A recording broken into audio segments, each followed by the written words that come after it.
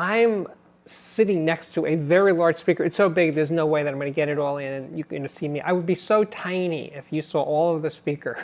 So I got to be big. It's my video. Anyway, this is the PBN Audio MR exclamation point 777 speaker system. It's made in San Diego, California. The designer is Peter Norbeck.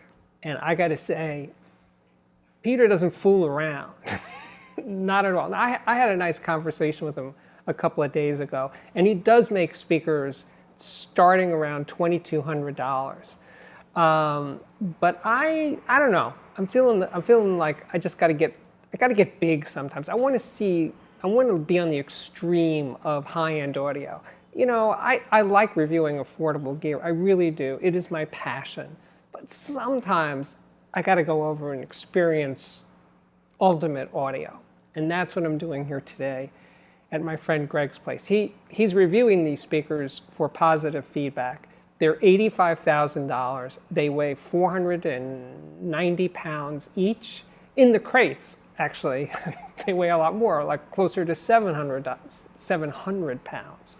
So they're into the big. By the way, you know how big they are? There's two 18-inch woofers in this speaker. This speaker here, this is a mid-range driver. This is a 12-inch mid-range driver. That's kind of crazy, don't you think? It's crazy. It's weird.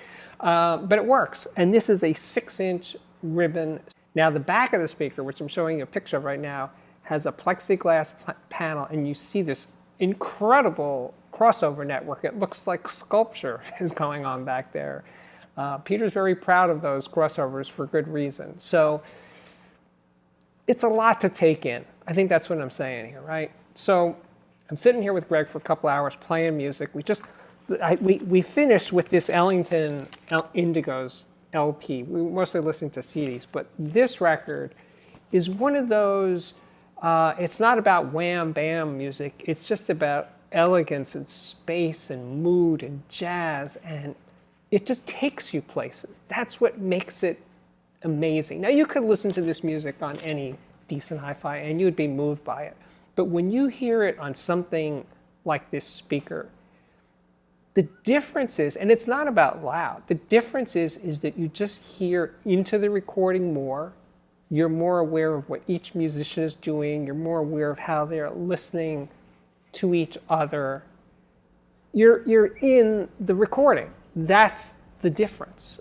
And that's a huge difference. And it is, I guess it really is about size.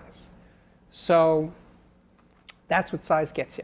Now, hey, not everybody's going to get to live with these speakers. I don't even get to live with these speakers. And I think my building's floors couldn't support two 490-pound speakers. So there's no way I'm ever going to get them. That's why I'm here at Greg's place. This is a very solid building. But in any case, this was an experience. But I also played a recording that I was present at. I referred to this one recently, Like As a Heart. It's a choral recording. It's a Chesky recording. It was done it was done in a big church in New York City, maybe 20 years ago. And it is an organ, the church's organ, and it's all about scale and size and space. So you have this choir of 25 people, and the organ's going down, and it's just so ethereal. And, you know, choral recordings can sound kind of hard and overly aggressive. In real life, choirs don't sound hard ever, but recordings can sound hard because the music is so complex. The sound of that choir is so complex, the harmonics of all those voices. Something's going on that makes it hard for even good speakers to handle that the way this speaker did. And that was definitely goosebump territory. And then I played this Wendy Carlos record. Actually, I woke up this morning with Wendy Carlos on my mind. I didn't have Bullfrogs on my mind. I had Wendy Carlos on my mind. And she made this record, Bach 2000, but she didn't make it in the year 2000. She made it in 1992. She was famous for making a breakout classical music recording in the 60s called Switched On Bach.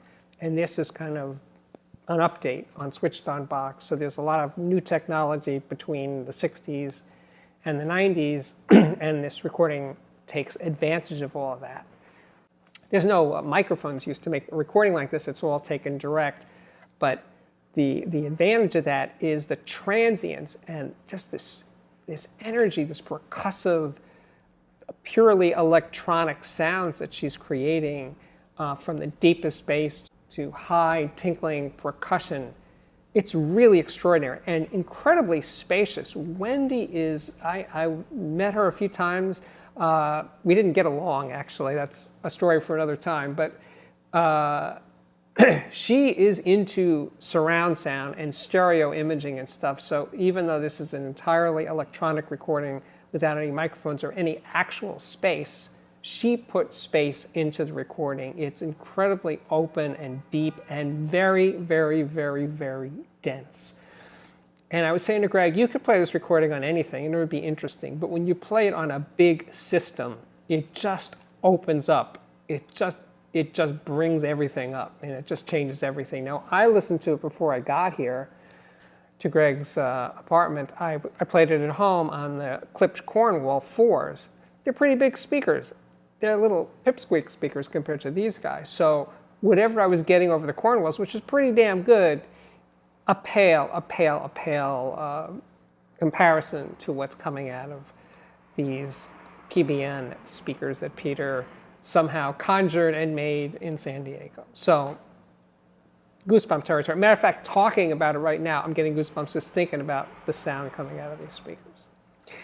And last, and far from least, is Charlie Hunter. Charlie's playing this electric guitar that's also a bass.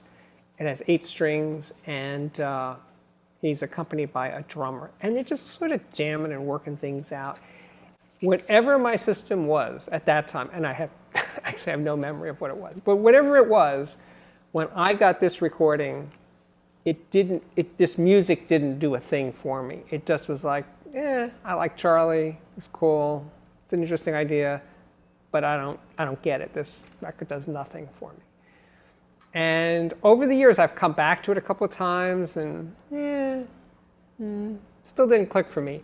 And then I started playing it a month or so ago on the Cornwalls, and definitely it was working. It definitely, it took me there.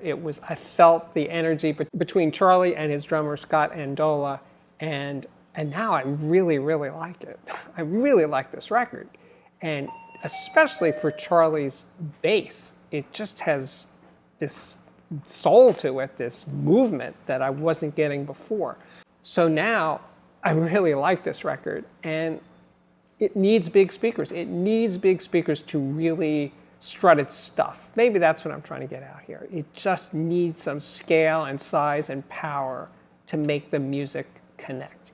It did for me. So that's what this is about today.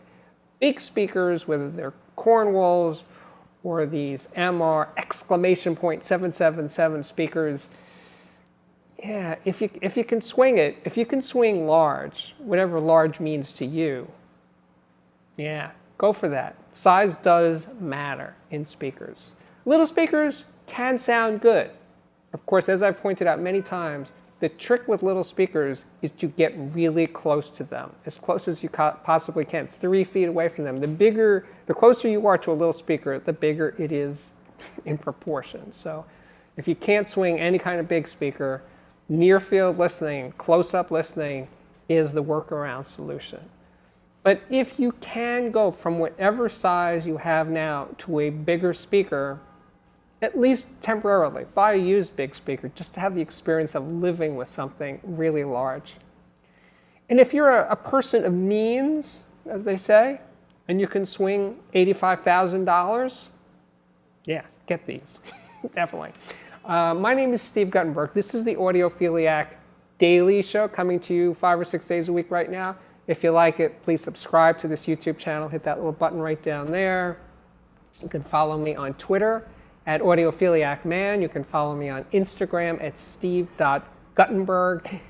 And if you like what I do, check out my Patreon at patreon.com/audiophiliac. And as always, thank you so much for watching. See you again real soon.